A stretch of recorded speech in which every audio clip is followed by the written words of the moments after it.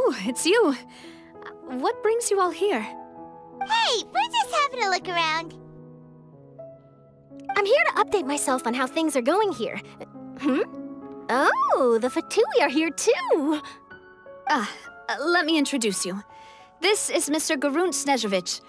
He represented the Knave in sending us a large amount of supplies, and is helping with our work. Our residents are hard at work as well. Thanks to everyone, work is progressing nicely. We've lost a lot of people, but we're moving forward. That will have to be enough. Hello, Miss Charlotte. I'm a big fan of yours. I especially like that article you wrote last year about Fontaine's stray cats.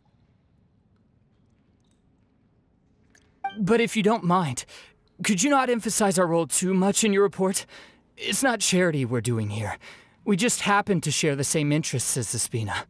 I get where you're coming from. I'll keep it as simple as possible. Or would you be willing to feature as friendly neighbors? That would be fine. Thanks. Oh, you're back too. How are things? We finished laying down the construction materials. It'll be another hour before the workers are able to go over there. Huh? You're here too, Clorinde? Well, her reputation's greatly risen after that whole duel business with Miss Farina. So she's here in Poisson to wait out the heat. All right. She really came here to help me out. There's too much to consider in the reconstruction of Poisson. The Spina has need of more decision-makers. And, well, I do already happen to be connected to Mr. Callis. Oh, wait just a moment. Do you mind me asking a few questions? You know, about how you felt before the duel, about what it was like facing down a god. There's lots of exciting material there, I bet. Forget it. I'm sure you can find a better theme than that, Miss Charlotte. I see you're the same as always. Couldn't you do me a favor, for Navia's sake? Well, if we're talking about doing things for my sake, you might as well just take a few more photos of me. Or of the Traveler. It's better than wasting time persuading Clorinde, at any rate. Of course I will. I'm not gonna let her off that easy. All right, then everyone who wants to be in the photo, gather up. And smile.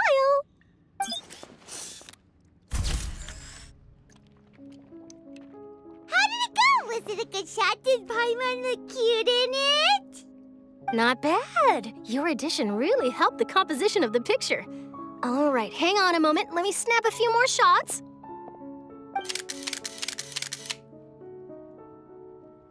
All right, that should do it. I'll be back here later anyway, so let's call it a day. You're very quick. Speed is of the essence when it comes to the news, and freshness is the key. Also, not to brag, but I'm pretty good at building connections. Who knows? I might eventually get that interview with you after all, Miss Clorinde.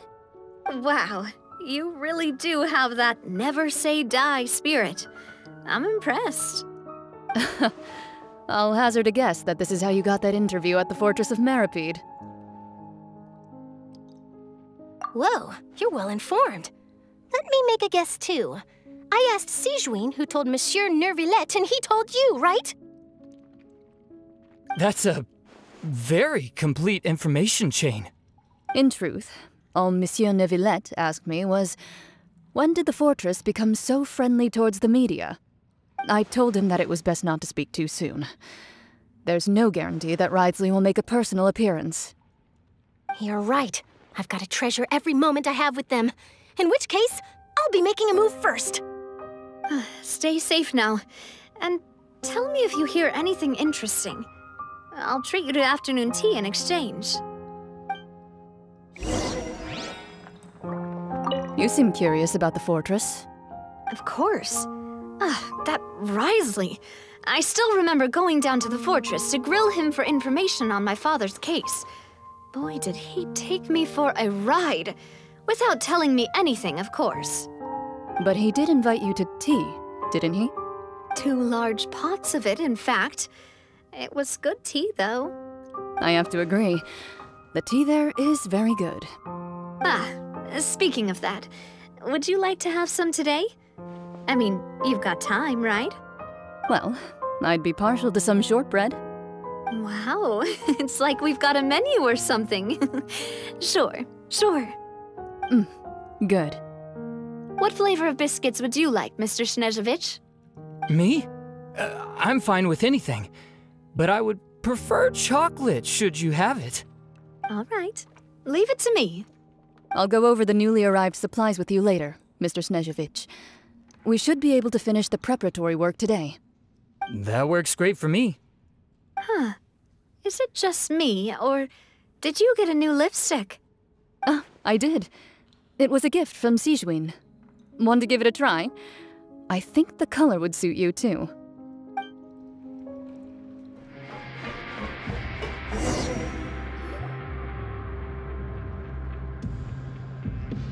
Wow, guess we're here again, huh? There's a real nostalgic feeling to this place. Looks like you've been missing us. Duke! Did you come all the way to the entrance to greet us? Of course. I'm here to welcome you and our dear Miss Charlotte, whom our good head nurse recommended to me. It's an honor to finally meet the much-rumored Duke. Thank you for consenting to my visit to the fortress, sir. No need to thank me. But that said, I shouldn't be the focus of your interview. I trust you recall our agreement? Of course. All right then, this way.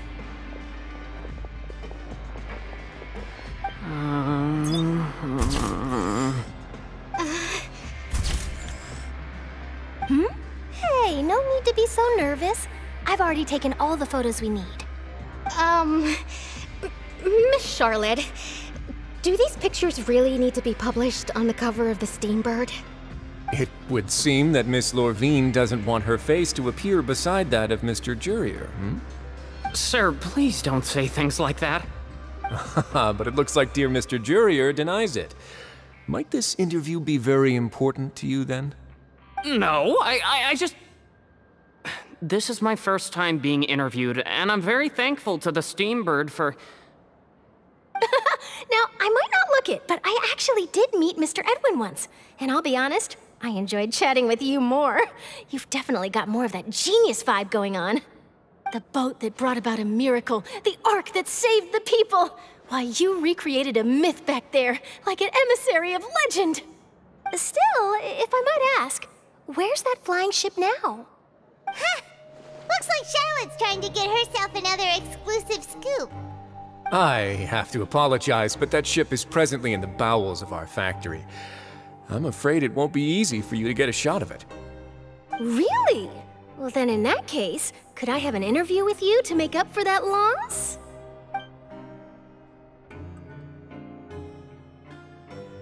You already know my answer, I'm afraid. Best you interview our head nurse instead. Or perhaps you'd like to take another photo of this couple of researchers? Did you really have to use the word couple? Well, then, 2 solo photos will do. Is my hair messed up? Please, someone help me have a look. Things sure are getting pretty lively here. We've seen this kind of thing before. Oh, seems like everyone's here. Would any of you like to try this new drink I came up with? Ah, Sijwin. Hey, Miss Charlotte. Why don't you, take some pretty photos of our head nurse? Sure. Come on, Miss Sijwin. Over this way. Let's find a brighter spot. Huh? Sure. Do I have to smile? So, how have things been at the fortress?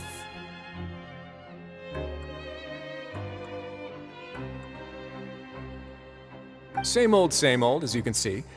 Fontaine's undergone some changes, but this place is still more or less the same. Other than that flying ship, it got a tad too much attention, I think. That's why I decided to let the interview go through. We should direct more public opinions toward the behind-the-scenes heroes. Am I right, Mr. Jurier? Miss Lorvine? You're too kind, sir. I believe that you too should have your day in the sun. Not that you would want that, which is a pity. I'll just leave the spotlight to you two.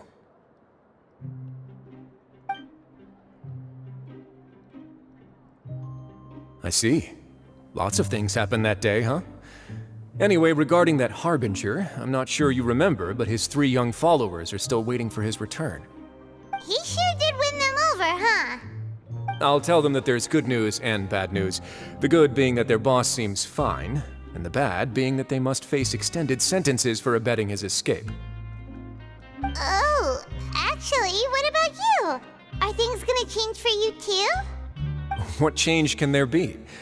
The fortress will keep chugging along, and so will my duties. As to what Miss Farina's departure will mean for the nation, and if our laws and governance will be transformed, we'll leave those to the folks in the overworld. Hey everyone, the photo shoot's done. Good. In that case, let's call it a day here. Thanks for your cooperation. Come on, Traveler, let's go. Till next time, everyone. There'll be a next time? Maybe. Who knows? I might write a story about the underwater factory next time. Until then. All right, last stop, the docks.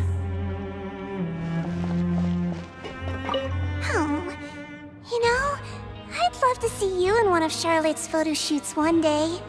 Is that really necessary? Our line of work doesn't really require much photographing.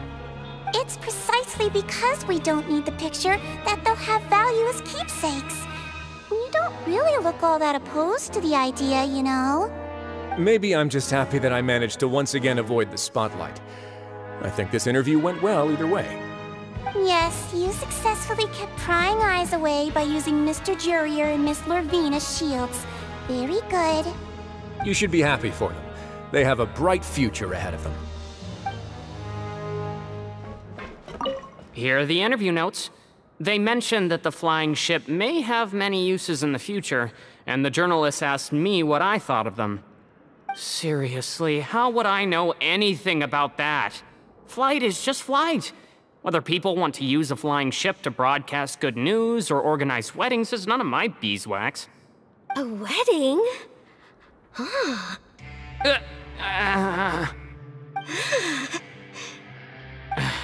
Why are you looking at me like that? So the flying ship can be used for weddings? I didn't say that. That journalist mentioned it, and what does that have to do with us anyway? True. What does that have to do with us?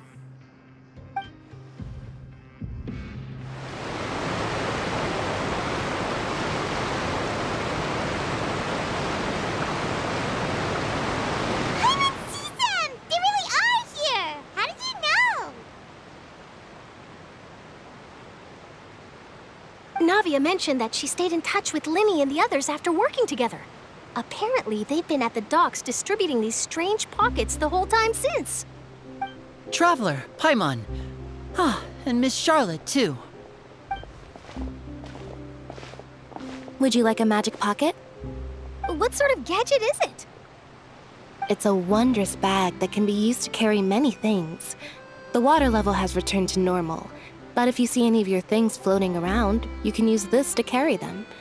Or you could trick a friend into doing it for you. Trick a friend? I wonder which of my friends would fall for that.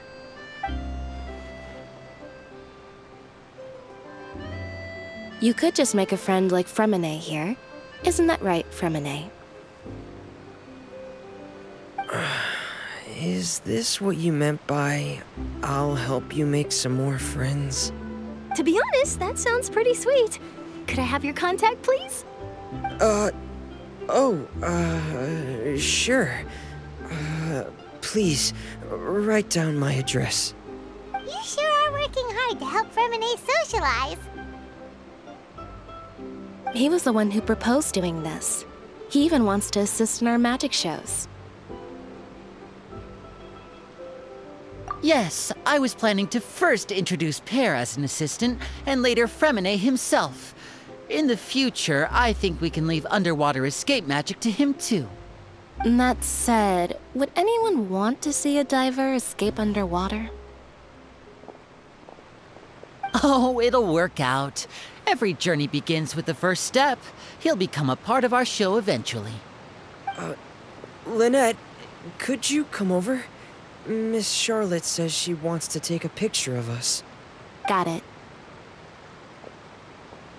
My, that Charlotte is rather perceptive. She got rid of everyone the moment she realized I had something to say to you. So, how have things been, Traveler? Father says that you did a great deal during the latest events.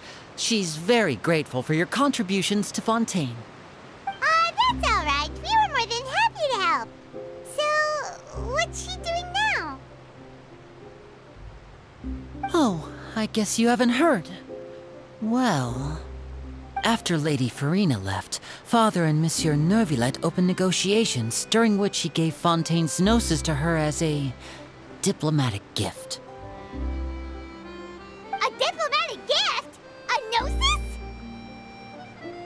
Yes, I was quite surprised at first myself. But when I thought it over, there were actually a number of things going for it. It could have been done as an apology for the incident with Lord Child, or as thanks for his help in tying the all-devouring narwhal down. Furthermore, Father did also lend significant aid to Fontaine and Poisson.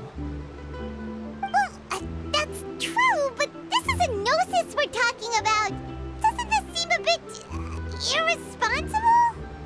I would agree, but I've also heard that it seems that Monsieur Neuvillette has had a significant change of heart regarding the matter. So there's some reason for this that only Neuvillette knows about? I suspect you'll have to ask him about that yourself. Ah, yes, speaking of which, I did see him strolling around the entrance to the Fortress of Meripede a while back. Isn't he real busy and stuff? Paimon didn't think he'd have the time for that. But back to the topic.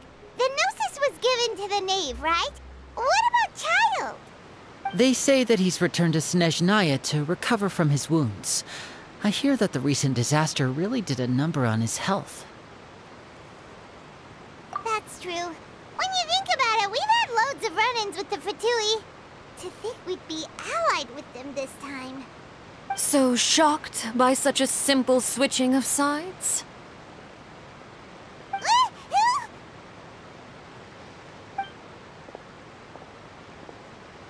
Father! Well, what do you know? Come to the docks to see how my children are doing and meet the Traveler by chance. Please do not pay my accomplishments in Fontaine too much mind. I would have done them regardless. Are you going to take the gnosis back to Snezhnaya?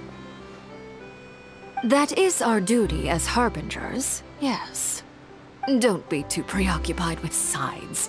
The goal of the Fatui concerns not a single place or person, but the entire world. With such a grand goal in mind, it is inevitable that we must wear many masks. Switching my masks is something I've always done. Well, that depends on many things. No one truly knows what the future holds. What good is honesty if you can't rely on it forever? As for you, I very much look forward to our next collaboration. Good things cannot be achieved alone, and you've proved yourselves to be great partners. A vision? All right. I'll remember to return it. Thank you for keeping it safe for him this entire time. And that's a wrap for me. Huh? You're... Greetings, Miss Journalist. Hello. If I'm not mistaken, there are diplomatic channels I'll need to report to take a photo of you. That is correct. So forgive me, but I will not be able to serve as a subject in your article. However, feel free to write as much as you'd like about our dear magicians and our upcoming rookie talent. I will. The sea breeze is quite pleasant. I shall continue my walk while the weather remains so agreeable. Farewell. Farewell, Father. Oh, she has such an intimidating presence. I didn't even dare to take a picture.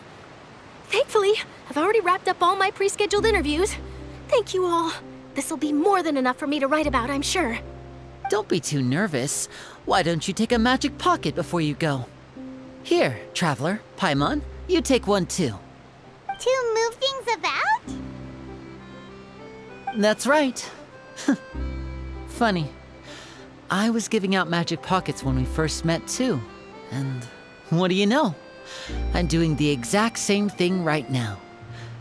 So many things have happened, but the pockets are still the pockets.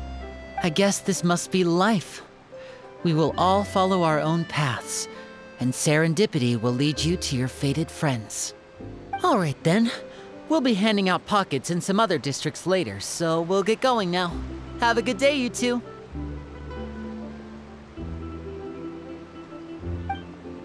Well, guess we sent Charlotte off. Shall we go see what Neverlette's doing? As long as he's not so busy that he doesn't have time to chat anyway. The entrance to the fortress! Ooh, he really is there!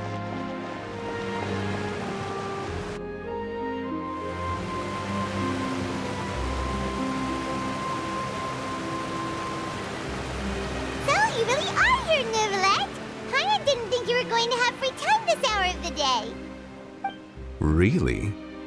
Oh, I suppose you must have met Mr. Linney. He took the time to greet me earlier when he passed this way. In any case, you came at a good time. I was just considering reaching out to you to set up a meeting, so I may explain some things that I haven't had the time to before. Aw, Paimon's glad that you remembered. Thank you for keeping us on your mind, what with you being busy and all. Alright, let's have it then. How was Fontaine actually saved? The whole business is still quite the mystery to us. It is strange how words can often leave a bitter taste in the mouth when it finally comes time to say them out loud.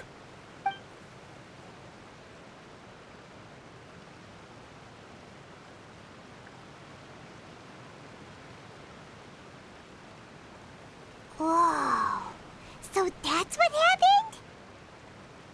Focalor destroyed the divine throne of the Hydro Archon and restored your power to you, transforming you into a fully-fledged elemental dragon sovereign! But Paimon still doesn't quite get what you did to save the Fontanians from dissolving. For me, the authority of the ancient dragons refers to absolute control over the hydro element. Fontanians were incomplete humans born of Egeria's use of the power of the primordial sea, with constitutions similar to that of mimics. But so long as those primordial energies remain within them, I could use the ancient dragon's authority to grant them true blood, after the fashion in which life was first brought into being on this planet. In other words, when I gave my verdict, Fontanians became true humans, and thus would naturally no longer be dissolved by water from the primordial sea. Focalor must have counted on you to make that decision as well. Your verdict was the key to making the prophecy appear to have come true while saving everyone. Yeah, and in a manner of speaking, Focalor finally managed to fulfill the original Hydro Archon's wish to turn Oceanids into real people too! It seems from your expressions that you still have more things you wish to ask. Ask away. I will tell you the truth as I know it. I have investigated his case along many avenues, and I have learned that he once fell into an unknown chasm when he was young. There, by chance, he awakened the all-devouring narwhal. But whether it be by sentiment or reason, that should not have been enough to consider him the root cause of the disaster. At most, he would have had tangential liability. As for the judgment passed by the Oratrice during the trial, whether it was due to that liability by association, or Focalor deliberately using him to buy time for us on the assumption that he would be able to hold the creature off, I cannot say. Guess Focalor had Fontanians in mind the whole time. In the end, it was thanks to her that they finally became real humans. Hang on a second. Paimon suddenly got another question.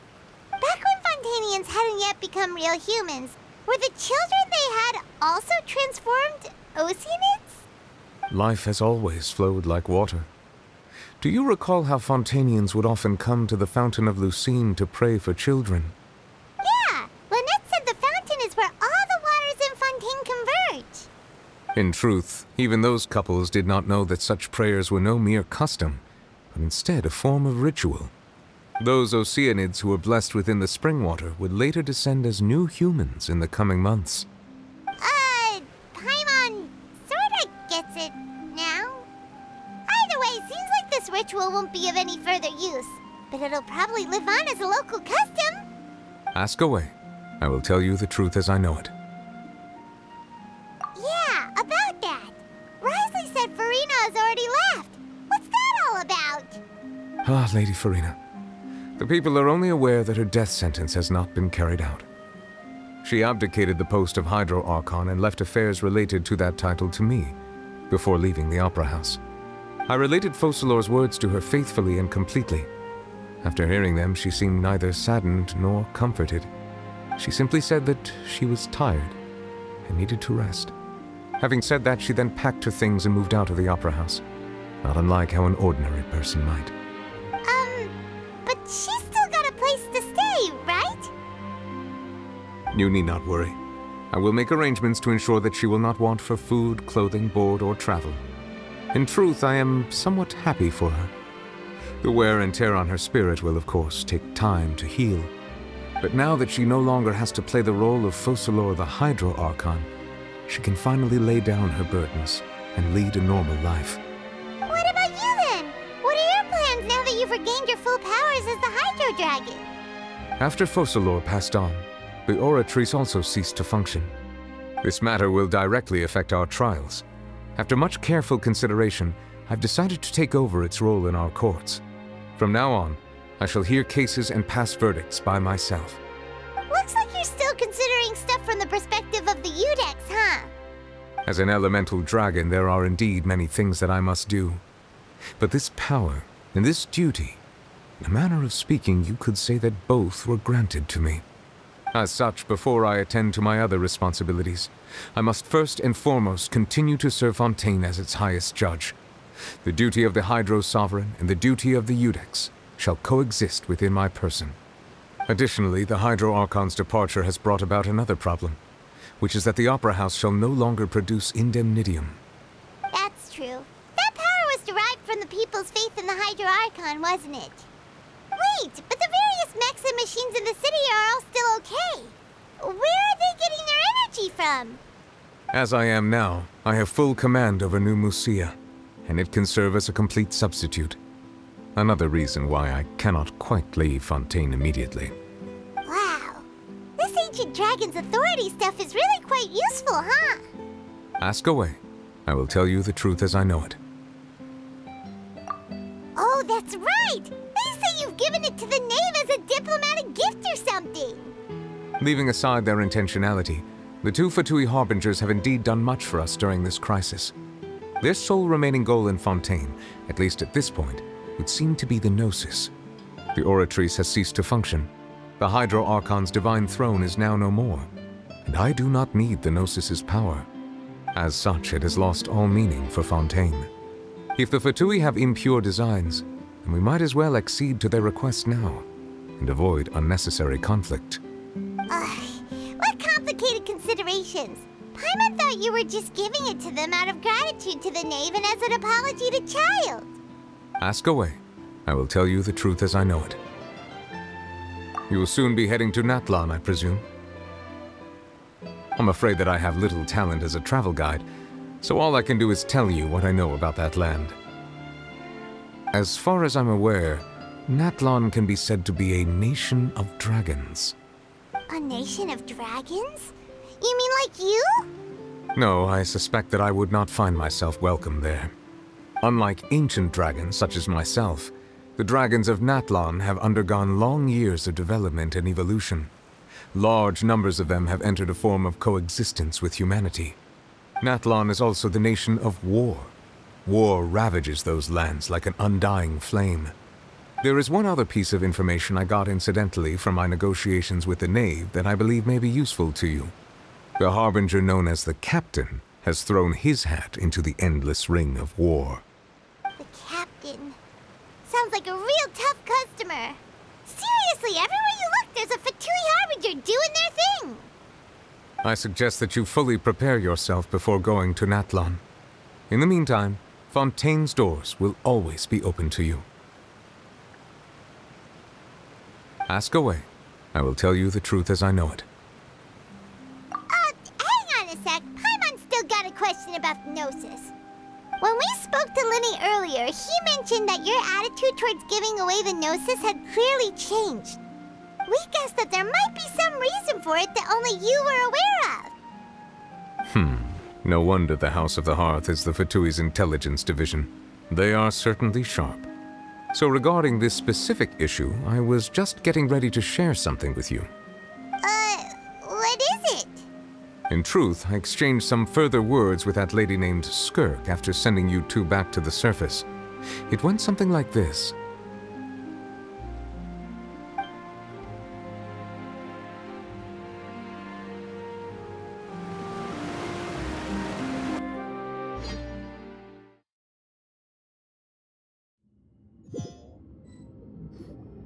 Well, we're going to head topside to see what's going on. You hurry over soon as well, all right, Nervalette? What next? The all-devouring narwhal isn't here, so I'm no longer getting any interference. I can finally catch the scent of your power, what it's made of. It is the authority of the planet's primordial dragons, but with something very similar to a god's curse mixed in. It's quite a novel blend. I'm sure I've encountered something like this before. What was it again? I do not know what you speak of. Of course. How could I forget?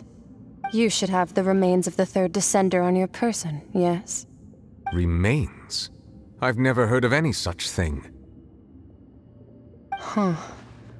According to your parlance, I believe it may be called a gnosis. Well, that much is true. After Focalor's divinity faded, she handed her gnosis to me. But I fear I have never heard of it described in the manner that you just did. I've been training with my master, the Foul, ever since I was young, and I have never returned to the surface since. So most of the information I possess, I got from him. It is only natural for those who are greater than humanity to possess a different sort of common sense, which is why there are so many problems in our attempts to communicate with humans. Regardless, you should probably get rid of objects of misfortune to prevent any disasters from befalling you. To live in itself is a blessing, but once a person dies, the bonds he once had with this world shall all turn to curses. What do you mean by that? No need to fret. These are just my personal thoughts, and my reason for no longer wishing to return to the surface. This third descender you refer to, who are they? And when did they die? Master never mentioned them to me. Perhaps it just wasn't that important for me to know. If you're interested, though, I could ask him. I'll be sure to pass the answer on to you next time. Next time? You believe we will meet again? I do. Wait. I have a disciple of my own, don't I? He can be the messenger then.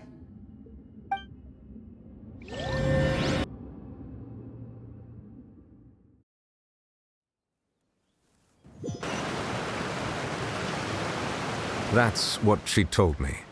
Whether it would prove useful or not, I wanted to pass that information on to you. The remains of the third descender? So that's what the Gnosis actually are. Paimon just thought they looked like chess pieces. How could they be a person's remains? All the same, assuming that there was no misunderstanding or special metaphor at play, that is what she meant to say. And she said that it would bring misfortune and that you should check it, which is why you gave it to the Fatui. If she speaks the truth, then I would simply be putting Fontaine at unnecessary risk by keeping it here.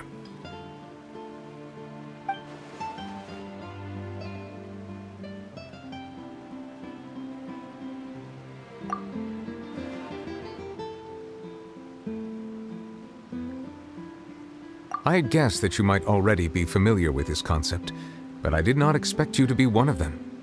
That means that the Gnosis, which are exceedingly element-compatible and can even enhance elemental abilities, do indeed come from the third descender. I wonder. Does your body also possess similar properties? Like being able to use elemental powers without a vision. That does sort of count as special compatibility, right? No, let's not think about this stuff right now. It just feels creepy. Comparing the Traveler to the dead third descender and all. That's what you say, but this topic still feels like bad luck. Once Child recovers, let's get some more answers out of him. Or go look for his master and get the answers that way. I too believe it unwise to make too many blind guesses when information is lacking. The same is true of being at court. All right. Whatever the case, it seems like the crisis here in Fontaine's over for now. Yes. All of Focalor's efforts were for this moment as well. But she sacrificed herself in the end as a god, and she suffered through all those years as a human. Was that really what she wanted? I suppose that would be the mystery of a god's will. I suspect not. But once in a while I too would guess that if wishes were like the clouds in the sky, they will one day return to the earth as raindrops. Life flows like water, and rain is the final answer. The water levels may sometimes tilt one way or another, but the rain falls fairly upon all. And what, ultimately, is the difference between the rains that fall upon all of us?